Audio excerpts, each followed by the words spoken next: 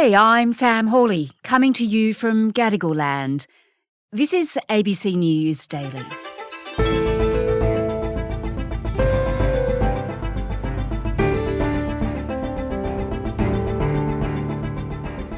Australia has a lucrative greyhound racing industry that's enjoyed by some and loathed by others. Now it's been revealed there's a largely unknown but sophisticated trade in the dogs with China, a country where their welfare can't be assured. Today, investigative journalist Paul Farrell on the big money changing hands and the loopholes in Australian laws allowing it to happen.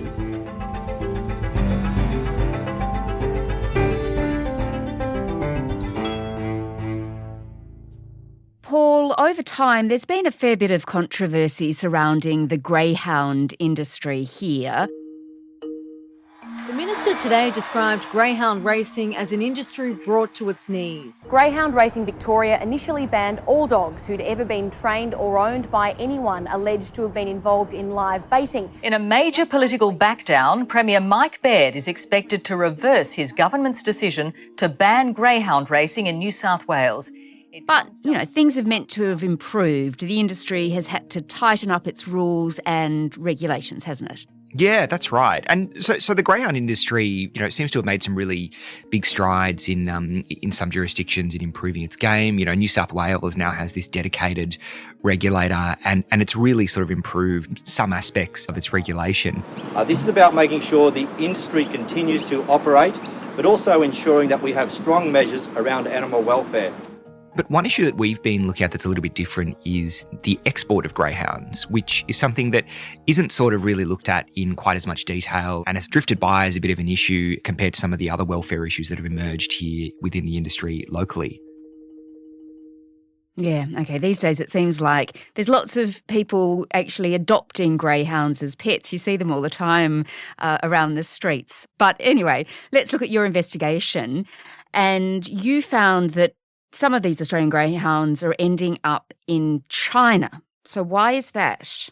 Yeah, so what we've basically gone really deep into is this strange underground world of this greyhound export industry, this really sophisticated supply chain from Australia to China.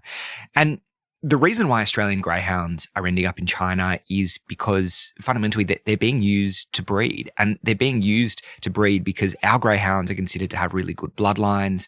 Australia is basically fueling this whole greyhound racing industry in China. Yeah, and it's worth big money. It's quite extraordinary what you've found out in terms of the figures here. Oh, it's remarkable. I mean, I have to say I was blown away by some of the amounts of money that are going into this. So in China, there is an export-import agent who's in China, and they get contacted by a breeder in China saying, look, I want to buy a dog. Can we enter into an arrangement? Can you help me? And they pay quite a bit to the Australian people. So we've seen dogs that have been sold for around $40,000 to people based in China. And that's quite a lot of money in Australia in and of itself to go for a single dog.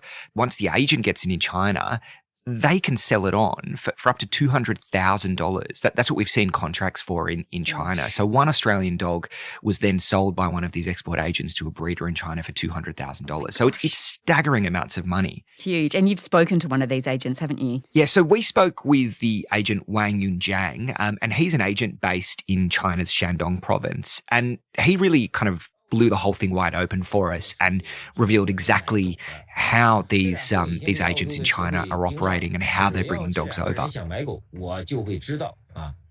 And he told us that basically these dogs are being used to fuel this underground racing industry. And it's underground because it's also fueled by illegal gambling.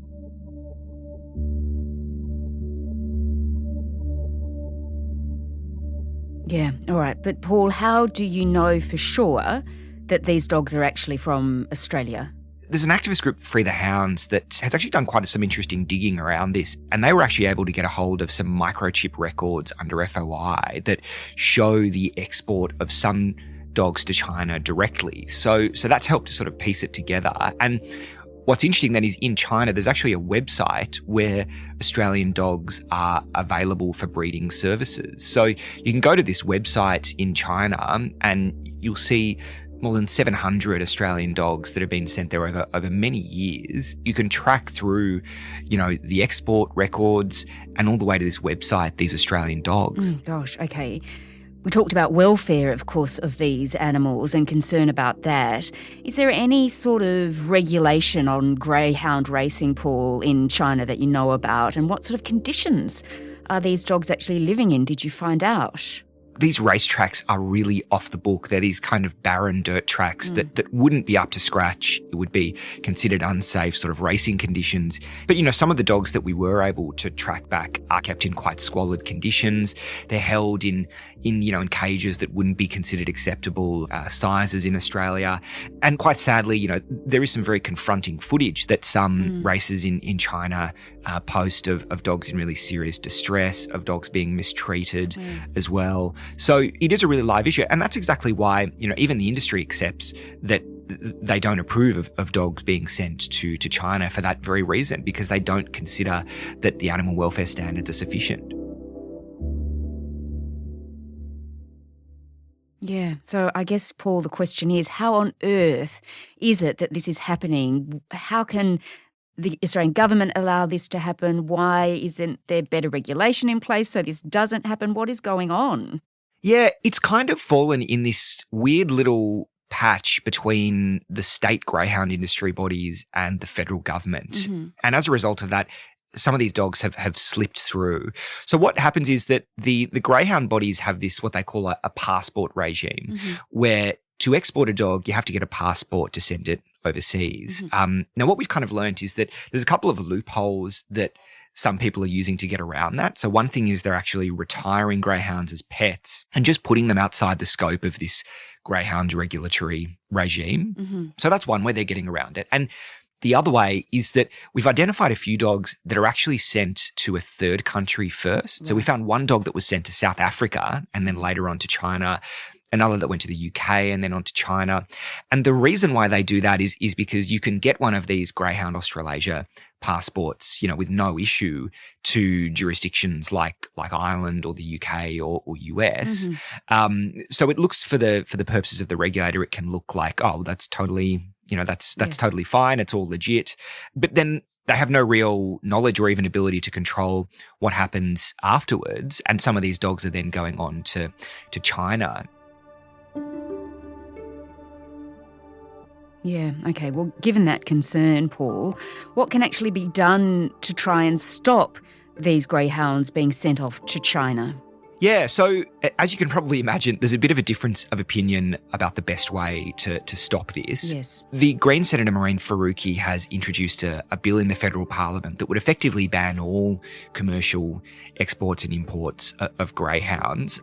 And the only way that they could be sent would be if the minister specifically approved for a greyhound to be exported. That is a bare minimum that needs to be done for a system to be robust enough so that people are not falsely taking greyhounds for companion animal purposes and then moving them on for breeding purposes. And that had really put the federal government squarely in the focus as the entity that is overseeing it. And Marine Faruqi's view is that self-regulation has basically failed, and that's why this needs to happen.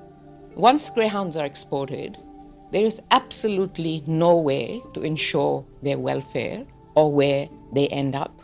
And the problem is that the government is turning a blind eye to all of this. Now, the greyhound industry bodies have taken a different view. They don't support this bill, but what they are eager to do is have a better relationship with the Federal Agriculture Department. And what they want is a kind of a heads up when someone puts in an application to export a greyhound, so that they can get a notification to check it with their records and say, okay, well, has this person put in a passport application? Are we confident that the bona fides of this are legitimate? And they think that'll help them to at least, stem some of these, or stop some, if not all of these greyhounds from going over. So they're quite different positions, really. And of course, that second option would effectively keep that self-regulation really, really there. And it's not really clear at this stage, which direction or if any the government would consider going in terms of resolving this. Yeah, and I guess the question is as well, what about the dogs that are already there? If there's evidence that they're being mistreated, that their welfare is at stake, surely we can't just leave them there. Well, I mean, that's one of the really interesting things. I mean, I think from the perspective of government and industry bodies, the sad reality is their jurisdiction is kind of limited. They can't go in and bring these dogs back. It would be quite difficult logistically to do that. But there are some of these animal welfare groups that have actually kind of taken up that cause themselves. So Free the Hounds is one particular group that's actually bought back one of these dogs that went to China, Katobi. And this dog has had this amazing sort of journey where it's gone from Sydney to South Africa to China, and now it's in the UK, and they're hoping to potentially bring it back to Australia as well. So who knows, we might see more dogs like that being brought back. Yeah, all right. And Paul, what does all of this mean for Australia's track record then on greyhound welfare? Look, I mean, it's certainly clear that the industry has taken some good steps in lifting its game and improving regulation. And certainly some of these exports to China have been stopped. Some people have been prosecuted. But the reality is it's still happening. And I think certainly for as long as these exports are continuing to happen, it'll still be an issue of concern for animal rights groups and for political forces that are critical of the way that the greyhound industry treats and cares for these animals. Paul Farrell is an investigative journalist at the ABC. A Senate inquiry is considering whether there should be a federal ban on all commercial greyhound exports. This episode was produced by Bridget Fitzgerald, Laura Corrigan and Anna John, who also did the mix. Our supervising producer is David Cody. I'm Sam Hawley. ABC News Daily will be back again tomorrow. Thanks for listening.